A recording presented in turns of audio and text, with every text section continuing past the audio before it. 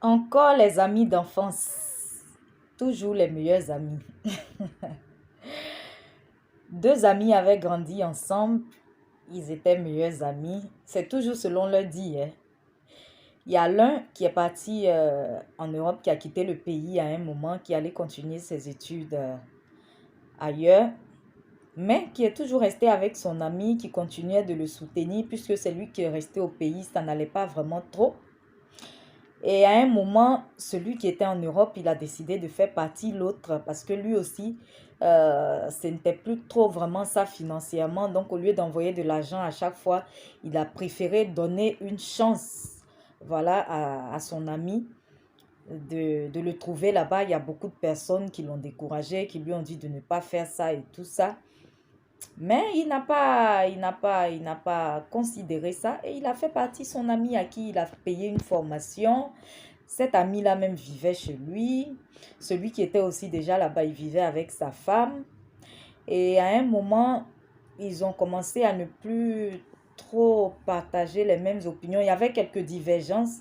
Donc, celui qui avait accueilli son ami, qui l'avait aidé à partir, vu que l'autre, il travaillait, puisque après lui avoir payé la formation, il a trouvé un travail et tout ça. Il lui a aidé même, il a aidé même peut-être André à trouver un travail. Donc, il a préféré vraiment que l'autre aille prendre son appartement, voilà, pour éviter, parce que quelquefois, quand ça ne va plus, au lieu de rester dans cette situation jusqu'à ce que la situation se dégrade complètement et devenir des ennemis, mieux vaut s'éloigner. Et c'est ce que l'autre avait voulu faire. Mais celui qu'on hébergeait, il ne voulait pas partir. Pourtant, il travaille. Mais il veut toujours rester chez son ami. Pourtant, l'entente, ce n'est plus trop ça. Son ami a insisté pour qu'il parte. Il est parti avec la rancune. Et après aussi, quand je dis après, je ne dis pas quelques jours, hein. Donc, il y a peut-être des années qui sont passées ou quoi. Donc, celui qui a aidé, il a commencé aussi. Voilà, non, d'abord, voilà. Comment même lui, il a commencé à avoir des problèmes. Celui qui a aidé son ami à aller en Europe, il a commencé à avoir ses problèmes parce que celui qui l'a aidé et à qui il a dit d'aller prendre son logement, parce qu'il y avait quelques divergences entre eux, il est allé le signaler, je ne sais pas si c'est aux impôts ou bien en tout cas, il est allé le signaler à une structure et les biens du monsieur, puisqu'il avait une société. Donc, les biens de celui qui a aidé ont été saisis. Et donc, même ses enfants même se sont retrouvés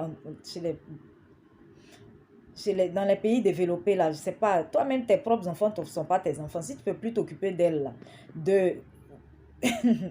on les place dans un foyer ou je sais pas quoi, en tout cas, un truc comme ça. Donc, leurs enfants même, là, l'État les a pris. Je vais dire l'État parce que ce sont des structures étatiques qui s'en occupent pour aller les déposer quelque part. Madame même est allée se retrouver vivre chez une amie. En tout cas, la famille s'est séparée. Et donc, l'autre, bien évidemment, puisqu'il a aidé son ami et que son ami, ça va bien chez lui maintenant, comme ça ne va plus, il se rabat sur son ami pour que son ami puisse l'aider. Et donc, l'ami qui refuse catégoriquement, celui qui a été aidé, il refuse d'aider celui qui l'avait aidé catégoriquement. Même il passe par des amis pour essayer de parler avec lui. Toutes les médiations, chaos. Et donc, c'est comme ça qu'il est venu sur le plateau de Point d'accord pour vouloir rencontrer son ami puisque son ami refusait de le voir. Mais il est venu avec sa femme. Mais il n'a pas dit à sa femme qu'il venait rencontrer cet ami puisque la femme le connaissait aussi parce que quand il hébergeait son ami, il vivait avec sa femme. Donc, quand ils sont partis, il a expliqué son histoire à l'animateur. Et après, eux aussi, quand c'est comme ça, en fait, quand tu as un litige avec quelqu'un, tu t'en vas là-bas et c'est la rédaction ou je ne sais pas. En tout cas, c'est les gens qui travaillent dans cette structure qui se chargent de contacter et de donner un rendez-vous à la personne que tu veux voir. Donc, eux, ils sont rentrés en contact avec l'ami en question qu'ils ont fait venir. Mais la dame, la femme de celui qui avait aidé, ne savait pas que c'est cet ami-là qui venait rencontrer. Et donc, ils étaient tous les trois là maintenant. Celui qui a aidé, il a expliqué le problème que non, que je veux que tu m'aides. Moi, mais à un moment, ça a commencé à m'énerver même. Il se met même à genoux même devant le gars. Quelqu'un dit, il ne t'aide pas là, c'est forcé. Même si toi, tu l'as aidé, tu l'as fait pour Dieu. Et puis, tu as d'autres amis, tu peux... Je ne comprenais pas pourquoi il voulait forcément que ce soit cet ami-là qui l'aide. Mais on dit les voies de Dieu sont insondables. Dieu, il fait des choses souvent. On ne voit pas, on ne voit pas la voie, on ne comprend pas la voie, mais l'aboutissement là, c'est ça on dit, on va comprendre après. Donc c'est comme ça, le monsieur insiste, le gars même lui dit, je ne veux pas t'aider, j'ai mon mariage à préparer, est-ce que je suis obligé de t'aider? C'est toi qui as choisi de m'aider, tu m'as aidé, c'est bon, c'est fini, que c'est toi, moi je ne veux pas t'aider. Que tu n'étais pas obligé de m'aider, c'est toi qui as choisi de m'aider. Moi, je dis, je ne veux pas t'aider. Et moi, je me suis dit même qu'il allait donner de bonnes raisons. Mais il ne donnait même pas de bonnes raisons. Il ne donnait même pas de bonnes raisons. Après même, raison il va donner, c'est que j'étais chez toi. Tu me faisais laver les assiettes. Tu me faisais des trucs bizarres comme ça. Tu me faisais laver des assiettes et je ne sais même pas quoi. En tout cas, des choses, voilà, que tu m'as chassé de chez toi. Donc, c'est pour voilà les raisons pour lesquelles il dit qu'il ne veut pas l'aider. Pourtant, quand l'autre lui a dit de prendre l'appartement, c'est l'autre qui lui a payé la formation et il a aidé même à trouver un appartement. Il travaille. Qu'est-ce qui t'empêche d'être chez toi? Donc, c'est ça là qu'il trouve aujourd'hui comme raison pour ne pas aider son ami. D'en parler jusqu'à, je vais vous épargner tous les détails, parler. Que non, lui, il est en train de préparer son mariage. Il doit faire un mariage grandiose parce que c'est une belle femme, parce que c'est une femme décente. Ça. Il a fait les éloges de la femme jusqu'à... Imaginez avec quelle femme? La femme qui est assise juste à côté. La femme qui est assise entre nous. Ça veut dire que la femme de son ami. C'est avec elle, il est en train de préparer leur mariage.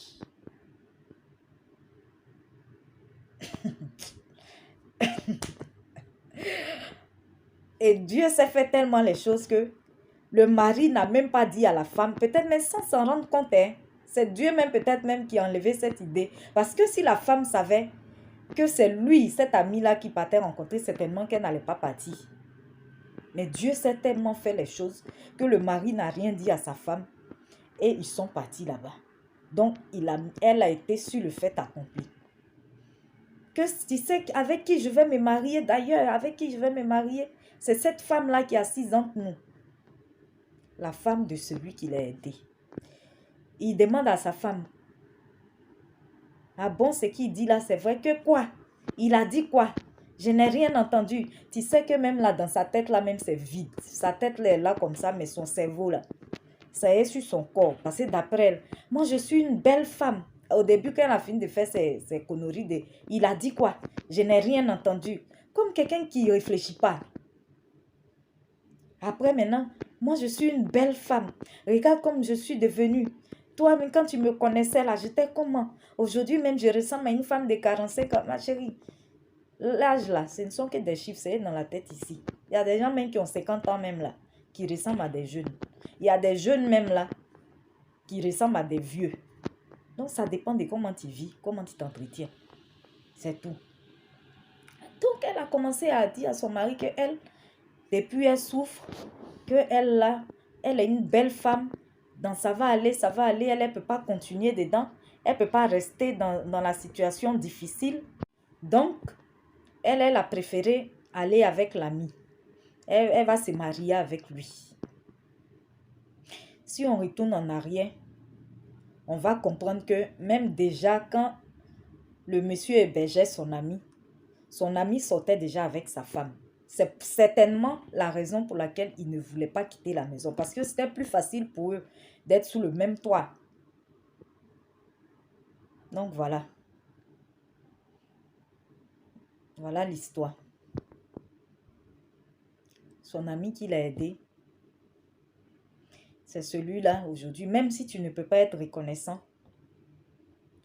mais ne fais pas du mal à la personne. et sans regret, avec fierté. Et il lui dit catégoriquement qu'il ne veut pas l'aider. Mais il est prêt à marier sa femme, à lui prendre sa femme, à détruire sa famille. Quelles sont les leçons à tirer de cette histoire? Leçon numéro 1. Il y a 10 lépreux qui étaient allés voir Jésus pour lui demander la guérison. Et Jésus leur a dit, allez vous montrer au sacrificateur. En route, ils ont constaté qu'ils étaient guéris. Et sur les 10, il y a un qui allait dire merci à Jésus. Donc Jésus dit à ses disciples, ceux qui sont venus demander la guérison, là, ils étaient 10, non? Pourquoi il n'y a qu'un seul qui vienne rendre gloire à Dieu? Ça veut dire que nous devons être reconnaissants dans la vie.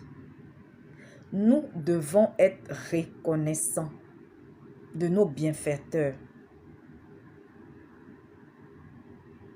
Quand quelqu'un nous fait du bien, nous ne devons pas fouler ça aux pieds. Nous devons reconnaître le bien que cette personne nous a fait. Peu importe après ce qui se passe. Mais nous devons déjà reconnaître ce bien-là. Et même si il y a des situations qui nous emmènent, même malgré nous, à nous éloigner de cette personne, quand même à distance, nous pouvons prier pour cette personne. Nous devons garder le bien que la personne nous a fait. Nous ne devons pas nous comporter comme si cette personne n'avait rien fait dans notre vie. Je profite moi-même pour demander pardon à toute personne qui m'a fait du bien et à qui je n'ai pas été reconnaissante. En tout cas, que le Seigneur vous bénisse pleinement, abondamment. Là où moi je n'ai pas été reconnaissante, que le Seigneur même soit reconnaissant envers vous. Et la récompense de Dieu, elle est la meilleure. Je prie toujours pour vous, même si je ne suis plus en contact avec vous, même si je ne vous vois plus, je prie toujours pour vous. Que Dieu vous bénisse richement. La leçon numéro 2, c'est que le monsieur, il a évoqué des raisons qui ne tiennent pas vraiment, mais des raisons peut-être qui pourraient tenir si au cas où les situations peut-être étaient plus graves. Parce que lui ici, le monsieur, qu'est-ce qu'il prenait comme prétexte, comme justificatif d'après lui, que le monsieur lui faisait laver les assiettes. Mais laver les assiettes, c'est quoi? Surtout en Europe, là. Tout le monde travaille parce que chacun se cherche. Donc, celui qui est là, c'est celui-là même qui va faire la cuisine. Celui qui vient le premier, c'est celui qui va faire la cuisine, c'est celui qui va laver les assiettes. Donc, dans son cas, ça ne tenait vraiment pas ces raisons-là. Et puis, tu es chez quelqu'un. Tu es chez quelqu'un qui t'aide, là. Mais la moindre des choses, c'est aussi de faire ta participation. C'est aussi de contribuer. Tu fais ta part aussi dans la maison. Tu ne vas pas rester là. Et puis, c'est d'autres personnes ou bien on va payer quelqu'un pour venir faire ça. Non. Donc, c'est tout à fait normal. Mais, ça pouvait être d'autres situations où la personne vraiment était dans une situation de maltraitance extrême. Parce que laver les assiettes, là, ce n'est rien. Quand il a déménagé, là, lui-même, il avait ses assiettes, qu'il avait ça pour lui chez lui là-bas.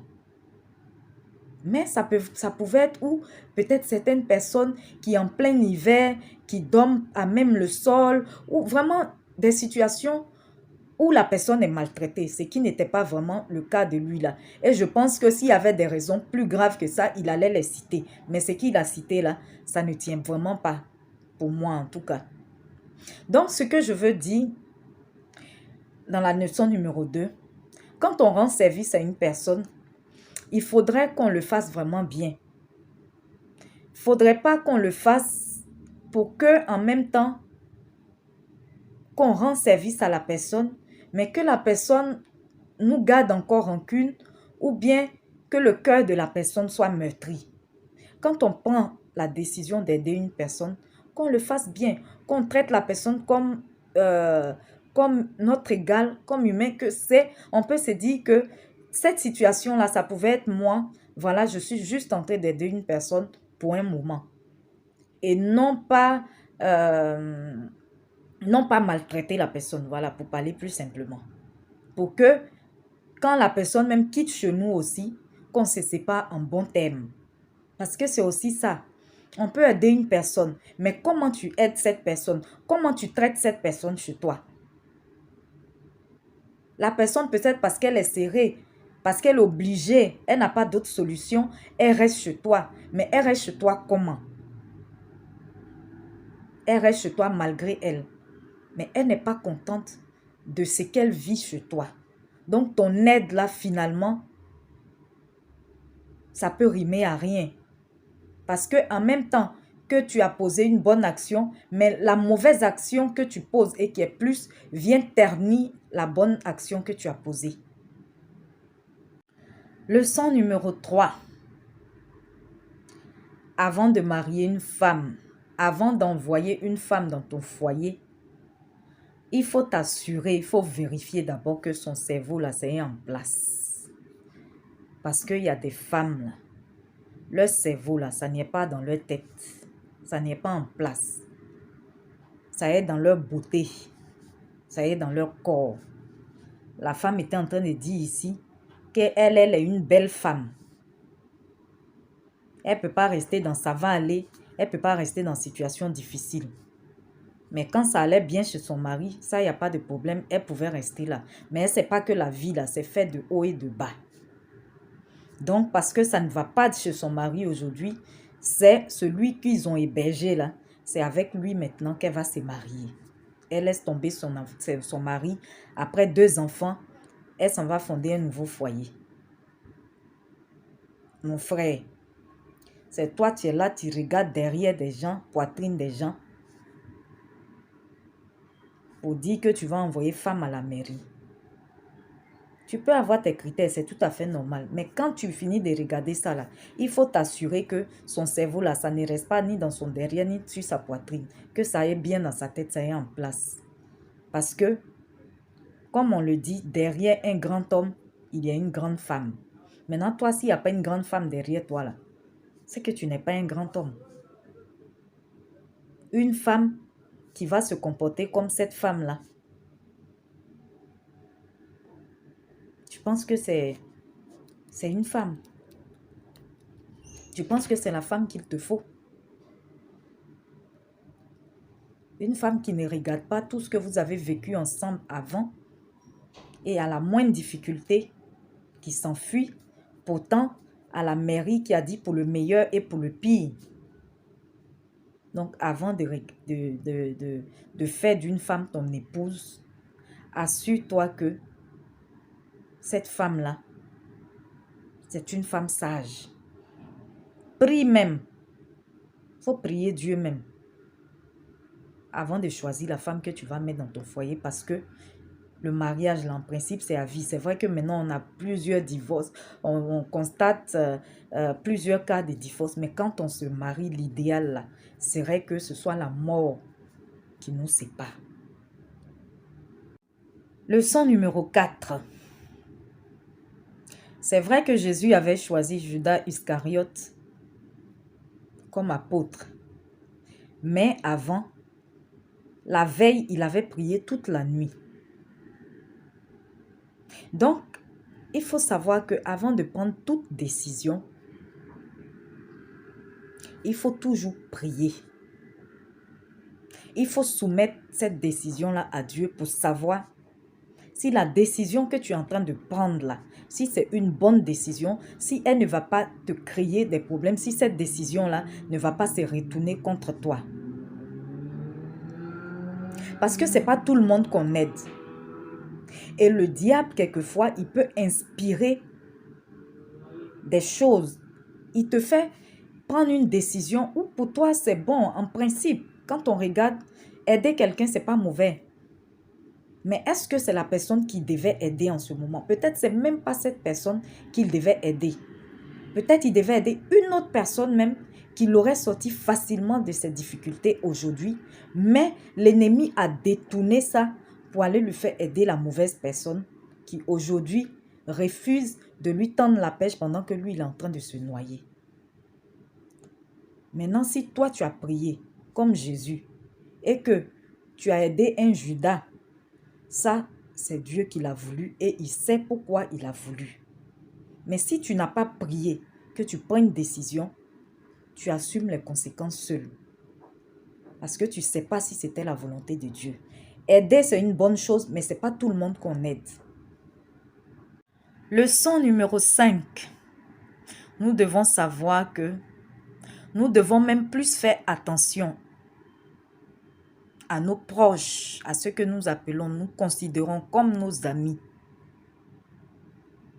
Nous devons plus nous méfier d'eux que de nos ennemis. Parce que l'ennemi, tu sais qu'il ne t'aime pas. Il te montre ouvertement qu'il ne t'aime pas.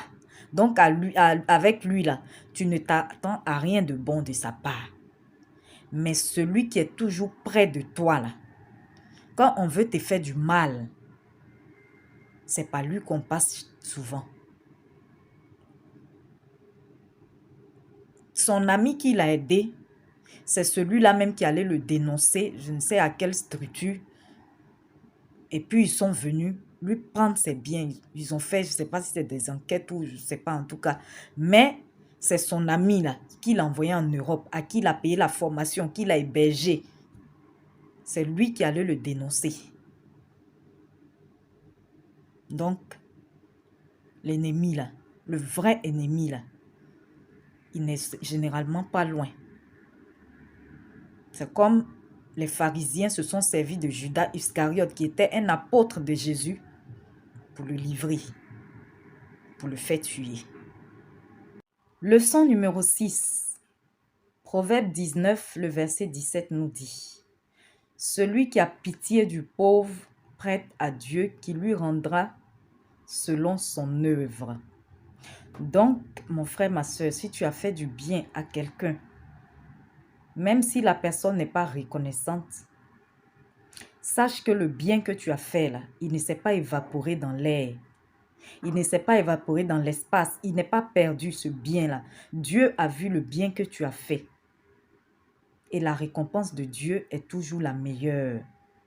C'est Dieu qui va te récompenser. Si la personne ne t'a pas récompensé, c'est Dieu qui va te récompenser.